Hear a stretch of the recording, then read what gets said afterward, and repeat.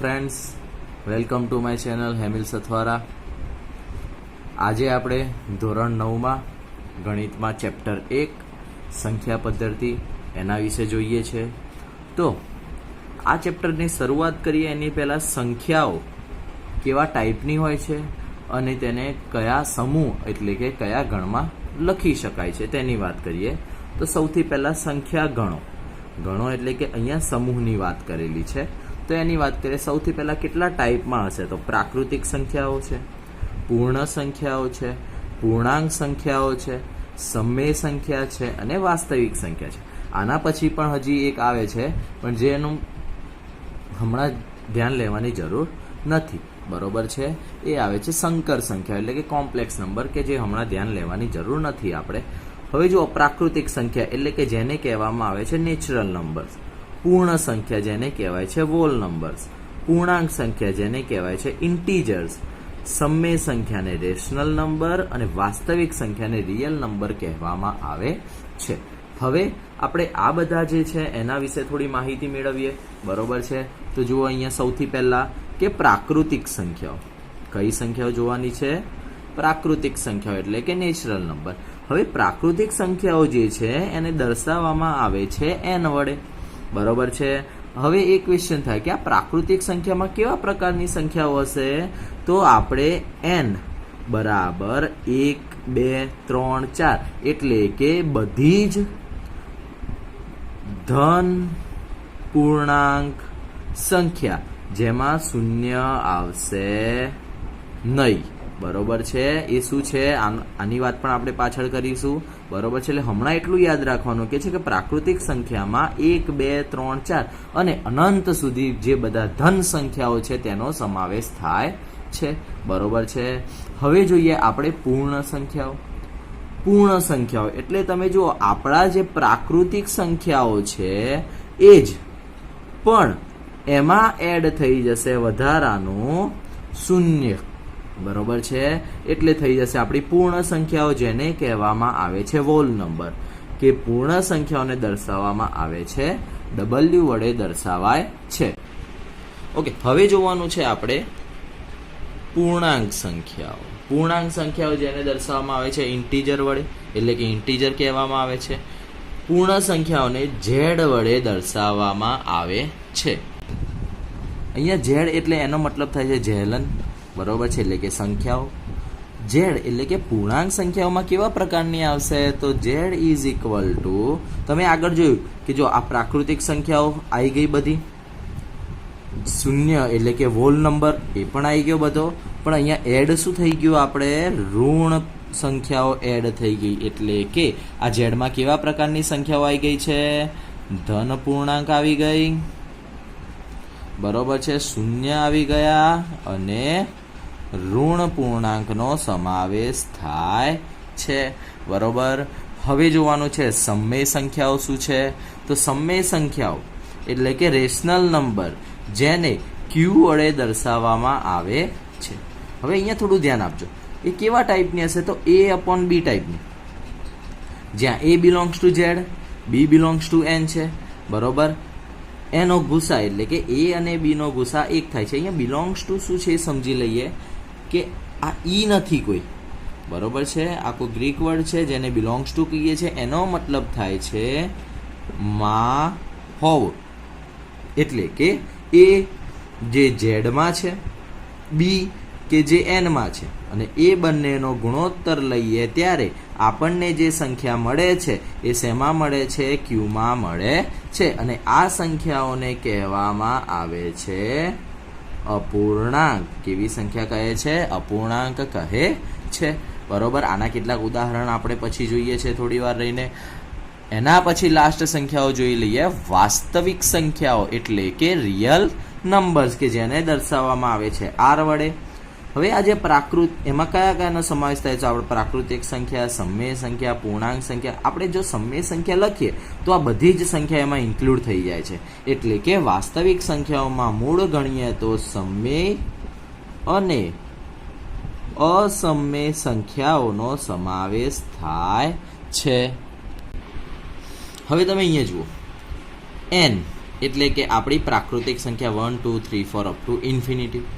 હવે હું લખું W, બરોબર છે, કે જેમાં આ 1 2 3 4 અપ ટુ ઇન્ફિનિટી તો છે, પણ એડ શું થઈ ગયું, એમાં શૂન્ય એડ થઈ ગયો, બરોબર છે. એટલે કે હું W ને આ રીતે લખી શકું, એટલે કે જેમાં 0 પણ આવે છે અને પ્રાકૃતિક સંખ્યા આવે છે. હવે વાત કરું Z, 0 આવી ગયા, ધન પૂર્ણાંક આવી ગયા, બાકી કયા રહ્યા છે, ઋણ પૂર્ણાંક બાકી રહ્યા છે અહીંયા, બરોબર છે. તો હવે Z આ બધી જ સંખ્યાઓનો સમૂહ છે, એટલા માટે હું આ ત્રણેયને કમ્બાઈન કરીને Z નો સમૂહ બનાવી દીધો છે. હવે Q, બરોબર છે, જે Q એટલે કે આપણો રેશનલ નંબર છે, સમમેય સંખ્યા છે, એ આ ઉપરની બધી જ સંખ્યાઓનો તો સમાવેશ કરે છે, સાથે સાથે A/B ટાઈપની સંખ્યાઓનો પણ સમાવેશ કરે છે. એટલે કે આપણા Q એ આ બધા જનો સમાવેશ કરે છે. અને લાસ્ટમાં આવશે R, બરોબર છે, કે આ સમમેય સંખ્યાઓ તો આવે છે, એટલે કે આ બધાનો તો સમાવેશ થાય છે, સાથે સાથે અસમમેય સંખ્યાઓનો પણ સમાવેશ કરે છે. એટલે કે R, કે જે આ બધા જ ગણોનો સમાવેશ કરે છે. તો લખવું હોય તો કેવી રીતે લખી શકાય, કે N જે શેમાં રહેલો છે, સંપૂર્ણપણે W માં રહેલો છે, બરોબર. W જે સંપૂર્ણપણે શેમાં રહેલો છે, Z માં રહેલો છે, Z એ Q માં રહેલો છે, અને Q એ R માં રહેલો છે, બરોબર. તો આ રીતે આના પરથી ઘણા એવા ક્વેશ્ચનો હોય છે, બરોબર, એનો સોલ્યુશન આપણે લાવીશું. પણ એની પહેલા આપણે ઘણી એવી સંખ્યાઓ જોવાની છે કે જે તમને ખ્યાલ નથી, જેમ કે અસમમેય સંખ્યાઓ, બરોબર છે. સમમેય સંખ્યાઓ તો ખ્યાલ આવી જશે, આપણે એના વિશે તો જોઈશું જ, સાથે સાથે અસમમેય સંખ્યાઓનો પણ અભ્યાસ કરવાનો છે, બરોબર છે. હવે જો સમમેય સંખ્યાઓ એટલે કે આપણી અપૂર્ણાંકની વાત કરવાની છે. 1/2, 2/3, 5/4 બધા કેવા છે, ધન, તો ધન અપૂર્ણાંક. આ બધા કેવા છે, ઋણ, તો ઋણ અપૂર્ણાંક. પણ તમે અંદર એક વસ્તુ જોઈ હશે, 2/4 હું લખું, બરોબર છે. શું લખવાના છે, 2/4. તો 2/4 એટલે થઈ કેટલા જશે, 1/2 થવાના છે, બરોબર છે. એટલે એ પણ એક પ્રકારની સમમેય સંખ્યા છે. હું 4/8 લખું, એનો પણ જવાબ આ આવશે. 3/6 લખું, એનો પણ જવાબ આ આવશે. એટલે કે સૌથી પહેલા આપણે એનો અંશ અને છેદનો ગુસા 1 આવી જાય, અને ત્યારબાદ આપણને જે સંખ્યા મળે છે એ અપૂર્ણાંકમાં સંખ્યા મળે છે, બરોબર છે. હવે બીજી કેટલીક વાત કરીએ, કે જ્યારે હું તમને એમ કહું કે સંખ્યા -5 ને A/B સ્વરૂપમાં લખો, બરોબર છે. શું કીધું છે, -5 ને A/B સ્વરૂપમાં લખો. તો A/B સ્વરૂપમાં લખવા હોય તો આપણને અંશ અને છેદ એ બંને જોશે, પણ અહીંયા તો ફક્ત શું છે, અંશ છે. તો લખાશે કેવી રીતે, -5, પણ હવે છેદમાં હું 1 લખું, તો -5 ને તમે 1 વડે ભાગશો તો જવાબ તો એ જ આવવાનો છે. એટલે કે આ સંખ્યા કેવા સ્વરૂપમાં થઈ ગઈ, આપણે A/B સ્વરૂપમાં ફેરવાઈ જાય છે, બરોબર. આ રીતે ઘણી એવી સંખ્યાઓ હોય કે જે આપણને A/B સ્વરૂપમાં ફેરવવાની કહેવામાં આવે છે. ઓકે, હવે આપણે આ સમમેય સંખ્યાનો ટોપિક કન્ટિન્યુ કરીએ છીએ. હવે એમાં કેટલીક એવી સંખ્યાઓ હું તમને કહું છું, જેવી કે હું લખું 0.123 123 123, તો અને અનંત સુધી. તો આ વસ્તુ તો કેવી છે કે ચાલ્યા જ કરે છે. એટલે કે આ કેવી સંખ્યા કહેવાશે, અનંત સુધી જાય છે. પણ તમે જુઓ 1 2 3 ફરીથી આવી ગયું 1 2 3, એટલે કે કન્ટિન્યુ થાય છે, એકની એક, એટલે કે પુનરાવર્તિત થાય છે. તો આ પુનરાવર્તિત થતી સંખ્યાઓ, બરોબર છે, એને કહેવામાં આવે છે શાંત, બરોબર છે. એટલે કે પુનરાવર્તિત સંખ્યાઓ હશે જે આ રીતે, એને કેવી કહેવાશે, શાંત સંખ્યાઓ કહેવામાં આવે છે. અને જેને A/B સ્વરૂપમાં ફેરવી શકાય છે, બરોબર છે. અને જો a/b સ્વરૂપમાં ફેરવી શકાતું હોય, બરોબર છે, તો આ સંખ્યાઓ કેવી હશે? સમમેય સંખ્યાઓ થાય છે. પણ જો a/b સ્વરૂપમાં ન ફેરવી શકાય તો સમમેય સંખ્યા કહેવાશે નહીં. ચલો હું બીજું એક ઉદાહરણ લઉં. 0.450, બરોબર છે. આ સંખ્યા જે છે, હવે આ સંખ્યાને મારે ફેરવવા છે a/b સ્વરૂપમાં, બરોબર છે. તો ચેક કેવી રીતે કરવાનું? તો જો પોઈન્ટની પાછળ કેટલી સંખ્યા છે? 1, 2 અને 3, બરોબર છે. તો છેદમાં 3 મીંડાવાળો મૂકી દેવાનો, એટલે કે 1000, અને ઉપર સંખ્યા એમના એમ. તો આ થઈ ગયું a/b સ્વરૂપમાં. જે ઉડતું હોય ઉડાડી દેવાનું, એટલે કે આપણને આ કયા સ્વરૂપમાં મળે છે? a/b સ્વરૂપમાં મળી જાય છે, બરોબર. એટલે કે દશાંશ અભિવ્યક્તિ હોય, અને કેવી કહેવાશે? દશાંશ અભિવ્યક્તિ હોય, અથવા તો દશાંશ અભિવ્યક્તિ પણ પુનરાવર્તિત થતી હોય, બરોબર છે. એ બંને સંખ્યાઓ કેવી હોય છે? સમમેય સંખ્યાઓ હોય છે. હવે જોવાની છે અસમમેય સંખ્યાઓ. અસમમેય સંખ્યાઓ કેવા ટાઈપની હોય છે, બરોબર છે. તો હું તમને કહું √4, તો એનો જવાબ મળી જશે 2, કે જે આપણી પૂર્ણાંક સંખ્યા છે. પણ હું તમને કહું √2, તો √2 એટલે કે 2નું વર્ગમૂળ નીકળતું નથી. નીકળશે પણ કેવું? દશાંશ અભિવ્યક્તિમાં મળશે, બરોબર છે. એટલે કે 1.4 સમથિંગ અનંત સુધી ચાલ્યા કરે છે. એટલે કે આ કહેવાય, પહેલા વાત તો આ સંખ્યા શાંત કહેવાશે નહીં. તો આ સંખ્યાઓને કહેવાશે અનંત અનાવૃત સંખ્યા, બરોબર છે. હવે તો આપણે ઉપર એક વસ્તુ જોઈ હતી કે શાંત છે, અનંત સુધી જાય છે પણ શાંત છે, તો એને કહેવાય અનંત આવૃત સંખ્યા. કેવી સંખ્યા કહેવાશે? અનંત આવૃત સંખ્યા. જ્યારે આવી સંખ્યાને કહેવાય છે અનંત અનાવૃત સંખ્યા, બરોબર છે. અસમમેય સંખ્યાઓની વાત કરવાની છે, તો હવે જુઓ કેટલાક ઉદાહરણ. પાઈ, √5, √15, √7, તો આ બધી સંખ્યાઓ અનંત અનાવૃત સંખ્યા છે, બરોબર છે. એટલા માટે અસમમેય સંખ્યાઓ છે. બીજું તમને રૂટ વગરનું એક ઉદાહરણ આપું તો 1.01, 001, 000, તો આ તમે જો અનંત સુધી જતા જશો તો પુનરાવર્તિત થતી નથી. માટે આ કેવી સંખ્યા થઈ જશે? અનંત અનાવૃત સંખ્યા. એટલે કે આનો સમાવેશ અસમમેય સંખ્યાઓમાં થાય છે. ઓકે, હવે કેટલાક એક્ઝામ્પલ જોઈએ આપણે. નીચેના વિધાન સત્ય છે કે અસત્ય છે? કારણ સહિત ઉત્તર આપ. આ વસ્તુ હું ચાલુ કરું એની પહેલા અત્યાર સુધી આપણે જે જોયું એ વસ્તુ અહીંયા સમજી લઈએ કે આપણે શું જોયું? પ્રાકૃતિક સંખ્યા એ બધી જ શેમાં આવેલી છે? ડબલ્યુમાં. ડબલ્યુ એ બધી જ શેમાં આવેલી છે? ઝેડ પૂર્ણાંક સંખ્યામાં. ઝેડ એ બધી શેમાં આવેલી છે અહીંયા? તો ક્યુ સમમેય સંખ્યા. અને ક્યુની બધી જ વેલ્યુ શેમાં આવેલી છે? આર જે વાસ્તવિક સંખ્યા છે તેમાં આવેલી છે. હવે આપણને આ ક્વેશ્ચનો જે છે એના માટે આપણને સંખ્યાઓ અને તેને શેના વડે દર્શાવી શકાય છે તે વસ્તુ યાદ રાખવાનું છે. જ્યારે તમે NWZQR કેવી રીતે યાદ રાખવાનું છે? NWZQR જો એ સીધી દિશામાં જઈએ આપણે, બરોબર છે, તો સત્ય છે, અને ઊંધી દિશામાં આવીએ એટલે કે વાક્ય જે પ્રમાણે છે એ રીતે આપણે જોઈએ. જો પહેલું વાક્ય, દરેક પ્રાકૃતિક સંખ્યા એ પૂર્ણ સંખ્યા છે. પ્રાકૃતિક સંખ્યા એટલે શું? તો n. પૂર્ણ સંખ્યા એટલે શું? તો w. તો શું દરેક પ્રાકૃતિક સંખ્યા એ પૂર્ણ સંખ્યા છે?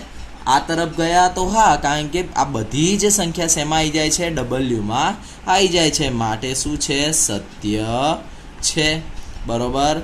બીજો જુઓ, દરેક પૂર્ણાંક સંખ્યા એટલે ઝેડ, પૂર્ણ સંખ્યા એટલે ડબલ્યુ, એટલે કે દરેક પૂર્ણાંક સંખ્યા એ પૂર્ણ સંખ્યા છે.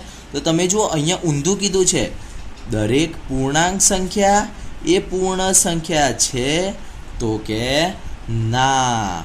કેમ? તો એ ઉદાહરણ તમને આપું. અસત્ય છે તો લખીએ ઉદાહરણ -2, કે જે શું છે?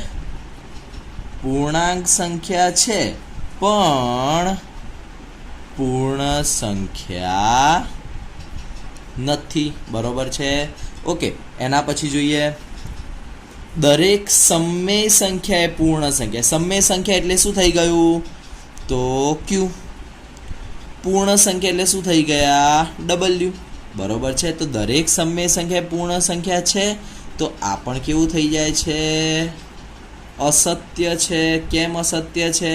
તો સમય સંખ્યા હું લઈ લઉં, ચલો 2/3 કે જે શું છે?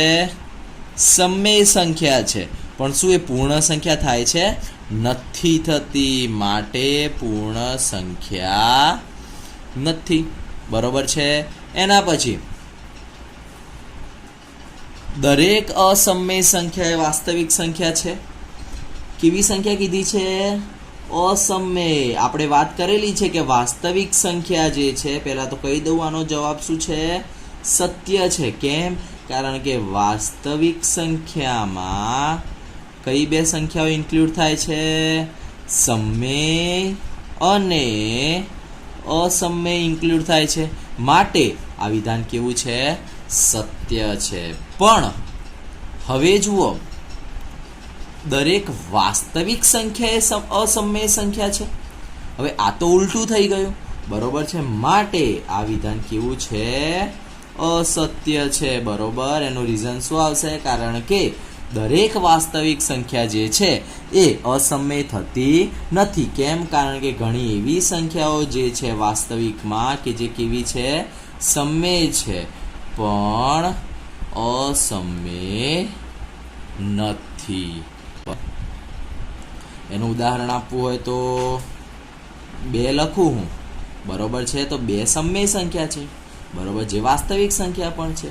બરોબર. પણ એ સંખ્યા એટલે કે આ સંખ્યા વાસ્તવિક છે, પણ અસમય નથી. ઓકે, હવે એના પછીનું એક્ઝામ્પલ જુઓ. શું શૂન્ય એ એક સમય સંખ્યા છે? ક્વેશ્ચનમાં શું તમે તેને પી પૂર્ણાંક તથા ક્યુ શૂન્યેતર પૂર્ણાંક હોય તેવા PQમાં P/Q સ્વરૂપમાં લખી શકશો? હવે એની વાત કરવાની છે. તમે જુઓ આમાં કે P પૂર્ણાંક રાખવાનો છે અને Q શૂન્યેતર પૂર્ણાંક. હવે આનો મતલબ સમજો. શૂન્યેતર પૂર્ણાંક, શૂન્યેતર એટલે કે શૂન્ય હોવો જોઈએ નહીં. કેમ? કે જ્યારે છેદ શૂન્ય હશે તો આપણને વેલ્યુ મળતી નથી. બરોબર છે. એટલે કે અવ્યાખ્યાયિત મળે છે. બરોબર છે. તો આપણે કોને ડિસ્ક્રાઇબ કરવાનો છે? તો શૂન્યને. બરોબર છે. તો શૂન્ય ઇઝ ઇક્વલ ટુ એટલે કે 0/1, એનો પણ જવાબ શૂન્ય થશે. 0/2 એનો પણ જવાબ શૂન્ય થશે. 0/3 એનો પણ જવાબ શૂન્ય થશે. એટલે કે આનો મતલબ એમ થયો કે શૂન્ય જે છે એને સમય સંખ્યામાં ફેરવી શકાય છે. હવે ઘણાને એવું થશે કે મેં તો અહીંયા બધી ધન સંખ્યા લીધી છે, હું ઋણ લઉં તો ઋણ પણ લઈ શકાય. એટલે કે 0 = 0 - 1 લો, 0/0 - 2 લો, 0 - 3 લો. બરોબર છે. તો એ બધા જ માટે શક્ય થવાનું છે. તમે અહીંયા જુઓ P કે જે પૂર્ણાંક સંખ્યા છે, તો હા. બીજું Q જે શૂન્યેતર પૂર્ણાંક. શૂન્યેતર પૂર્ણાંક એટલે કે શૂન્ય છે નહીં. નાનો જવાબ તો કેવો આવી જશે? શૂન્ય આવી જાય છે. એટલે કે આને તમે પૂર્ણાંક અપોન શૂન્યેતર પૂર્ણાંકને સમય સ્વરૂપમાં ફેરવી શકો છો. માટે શૂન્ય એ કેવી સંખ્યા છે? એક સમય સંખ્યા છે. બરોબર. ઓકે, આજનો ટોપિક અહીંયા જ પૂરો કરીએ છીએ. બરોબર. આ વસ્તુ, આના વધારાના દાખલા કે વધારાની માહિતી તમને બુકમાં જોવા મળી જશે અને તે ઘરે ટ્રાય કરજો. બરોબર છે. અને આગળ આપણે જે કેટલાક વિધાનો જોયા છે સત્ય અને અસત્ય, બરોબર છે, એવા તમે જાતે પણ વિધાનો બનાવી શકો છો. બરોબર. કે સત્ય અને અસત્ય એના પ્રૂફ પણ તમે જાતે જ આપી શકો છો. તો એનો ટ્રાય કરજો. બરોબર છે. Thank you so much two watch this video and please like, share and subscribe my YouTube channel Hemil Sathwara.